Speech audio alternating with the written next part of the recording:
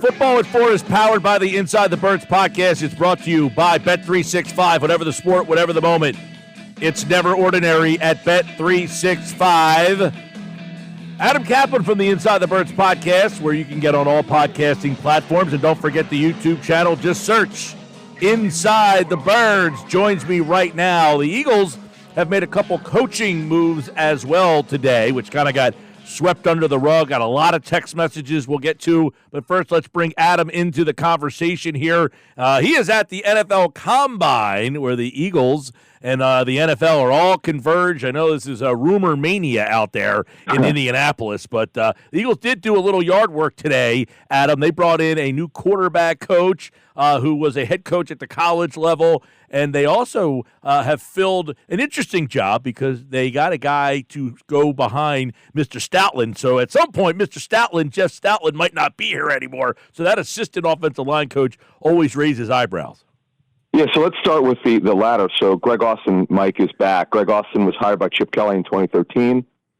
He was a long time, actually, after he left the Eagles, he became a college offensive line coach. Then went back to the NFL with the Jaguars last season with Doug Peterson, and now he's back in the NFL again with Eagles as an assistant line coach. So they know him in the building. That's important, and Stout knows him also because Austin worked for him, so that's a good thing. But the big hire, it's a really important hire, is Scot Loeffler, you talked about as the Bowling Green head coach. Some interesting background. So at one point in his football playing career, he was Tom Brady's backup at Michigan. I'm told, this is interesting, I just got this about an hour ago. He actually tried to get back in the NFL after he was the Lions quarterbacks coach in 2008, the only year that he was spent in the NFL as a coach. Unfortunately, it was an 0-16 team. He was the finalist for the quarterback's job for the Browns in 2015 that went to Kevin O'Connell. Huh. It's interesting what would happen. So who knows with Kevin O'Connell, Mike? So yeah, I thought that was really interesting. So I'm told he's a very well-respected coach in the scouting and coaching community. This is a really good hire. I think Jeff Mosher, Jeff said this a couple weeks ago, and he nailed it. He said, look, this thing is going so late, we're getting up to the combine that they may just have to hire a college coach. And that's exactly what happened. And again, I'm told that Loeffler wanted to come back to the NFL, and he got a great opportunity. Again, how could, if you're Scot Loeffler, and I don't know what he was making, we always could look that up. Experienced quarterback coaches tend to get around $1 million per year. I can't imagine he was making much more than that at Bowling Green.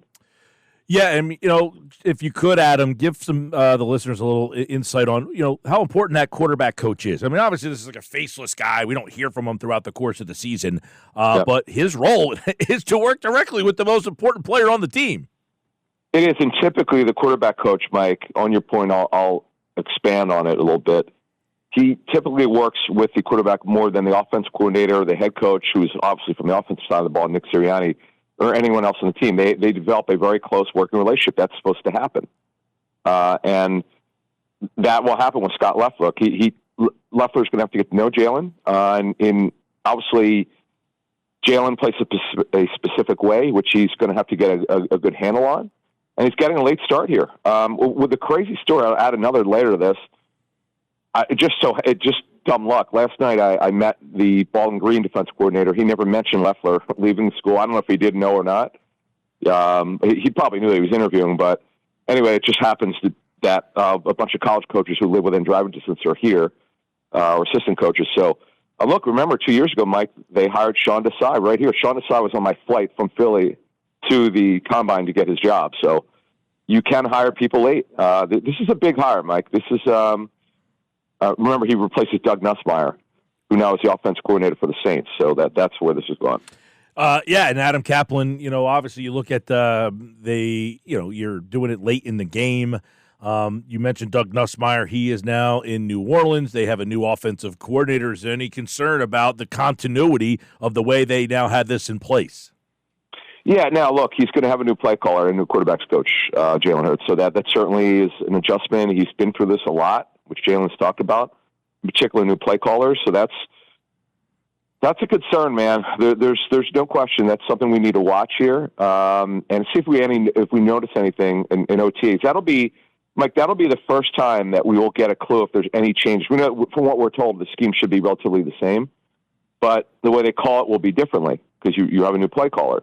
So we'll see if there are any new changes. Does it still look like they're going to be so heavy run like no other NFL team? I mean, Barkley would be the foundation of the offense will start with Barkley, but we'll look in to see if there are any other changes. All right, Adam, obviously we mentioned you're out there. There's a lot of stuff swirls. I guess, a lot of it seems to be centered around Myles Garrett, and we know. Sure. So I think this is interesting. Whether the stuff is real, fake, this, that, his name keeps coming up, and it's all over the place.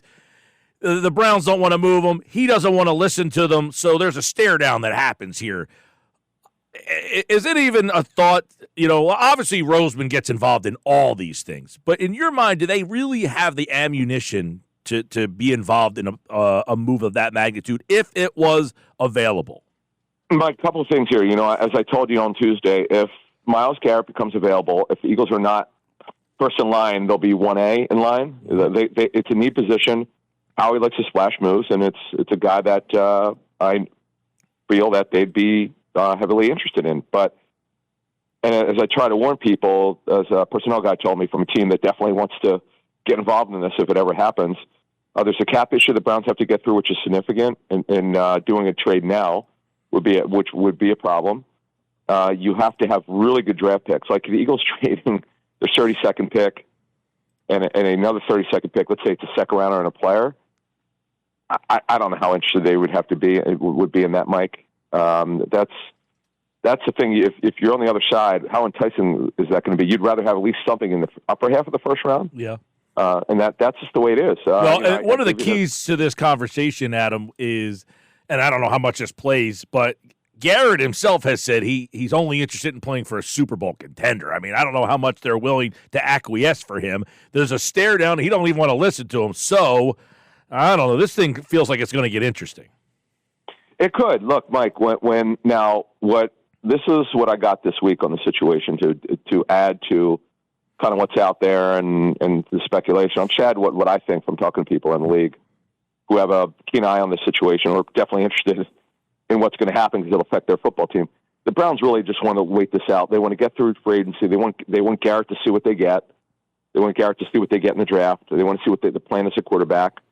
They want him to see it, and then hopefully he'll see how much they can improve the football team. But they have a significant cap problem. They don't have a starting quarterback. That's very clear. Deshaun Watson's not a starting quarterback anymore. And plus, he may not be available next season because remember, he retore his Achilles.